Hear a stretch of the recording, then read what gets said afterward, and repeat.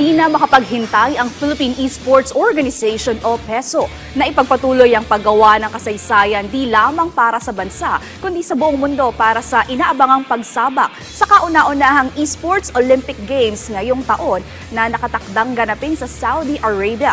Para sa detalye, narito ang report ng aking teammate na si Paulo Salamati.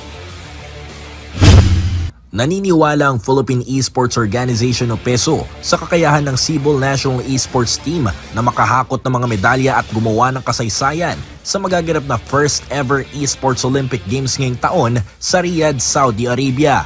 Bagamat wala pang kumpirmadong detalye ukol sa mga larong kasama sa nasabing global meet, inaasahan dito na itatampok ang mga tradisyonal na esports genre na may tig-anim na simulation at virtual games. Matatanda ang sinabi ni PESO Executive Director Marlon Marcelo sa isang interview na sisiguraduhin umano ng Cebu Management na magkakaroon ng sapat na kahandaan ng koponan ng bansa sa anumang laro na kasama sa Olympics. Sa panayam naman ng PTV Sports kay PESO Secretary General Jobert Yu, balak ng kanilang pamunuan na magpadala ng mas maraming Pinoy esports athletes para sa mga larong madalas na dinodomina ng Pilipinas sa magaganap na kompetisyon.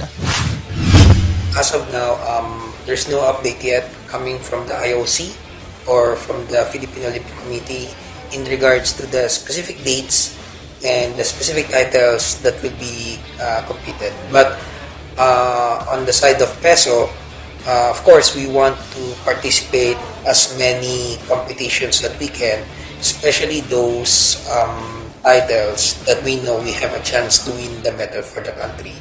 So for now, we are just still in waiting, and hopefully we'll be able to get the information as soon as possible.